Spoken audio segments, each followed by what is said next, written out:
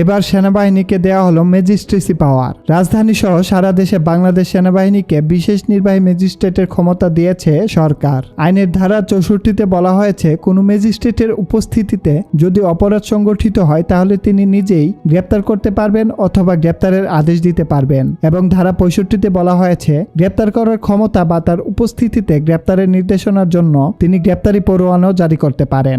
আগামী 60 দিন সেনাবাহিনীর সকল কর্মকর্তাগণ এই বিচারিক ক্ষমতাকে কাজে লাগাতে পারবেন। গণ অভ্যুত্থানের পর থেকেই সেনাবাহিনী অনগ্রাউন্ডে থেকে বিভিন্নভাবে আইন শৃঙ্খলা রক্ষার জন্য কাজ করে আসলেও তাদেরকে এই ক্ষমতা দেওয়া হয়নি এতদিন। গত 17 সেপ্টেম্বর ফৌজদারি কার্যবিধি অনুযায়ী সেনাবাহিনীর কমিশনপ্রাপ্ত কর্মকর্তাদের এই ক্ষমতা দেওয়া হয়েছে বলে প্রজ্ঞাপন জারি করে জনপ্রশাসন মন্ত্রণালয়। সাম্প্রতিক সময়ের নানা দিক বিবেচনায় অনেকেই বিষয়টিকে সমর্থন জানিয়েছে। দেশের সকল ক্রান্তিলগ্নে দেশপ্রেমিক সেনাবাহিনীকে পাশে পেয়েছে সাধারণ জনগণ। সাম্প্রতিক সময়ে বন্যা দুর্গত এলাকায় বন্যার্তদের উদ্ধার, ত্রাণ বিতরণ ও পুনর্বাসন সহ আরও বিভিন্ন প্রাকৃতিক দুর্যোগে সাধারণ মানুষের পাশে থেকে সুনাম অর্জন করেছে বাংলাদেশ সেনাবাহিনী। এর বাইরেও দেশে যখনই রাজনৈতিক অস্থিরতা কিংবা সংকট দেখা দিয়েছে তখনই সেনাবাহিনী এগিয়ে এসেছে।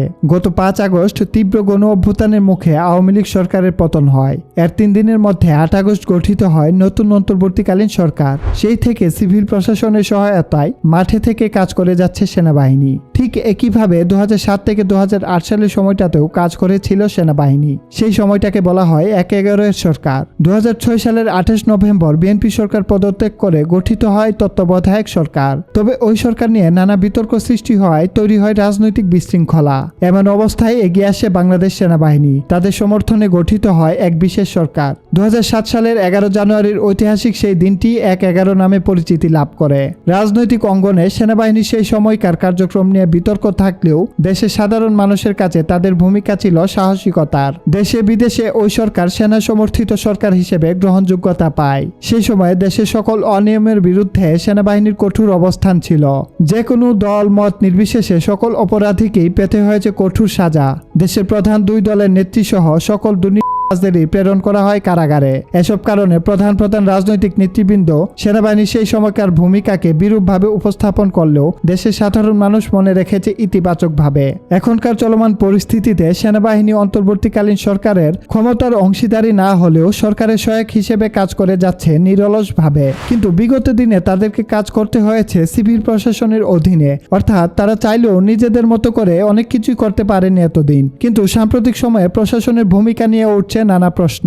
সরকারের মেয়াদ 1 মাস পার হলেও দেশের বিভিন্ন জায়গায় এখনো সক্রিয় হতে পারেনি পুলিশ প্রশাসন। এদিকে মাজার ভাঙা থেকে শুরু করে নিজের হাতে যে কোনো আইন তুলে নেয়ার মতো ঘটনা ঘটে চলেছে প্রতিনিয়ত। সামনে আসছে হিন্দুদের সবচেয়ে বড় উৎসব দুর্গাপূজা। এমত অবস্থায় সার্বিক দিক বিবেচনা করে সরকার সেনাবাহিনীর পূর্ণ ক্ষমতায়নের লক্ষ্যেই এই উদ্যোগ নিয়েছে বলে মনে করা হচ্ছে।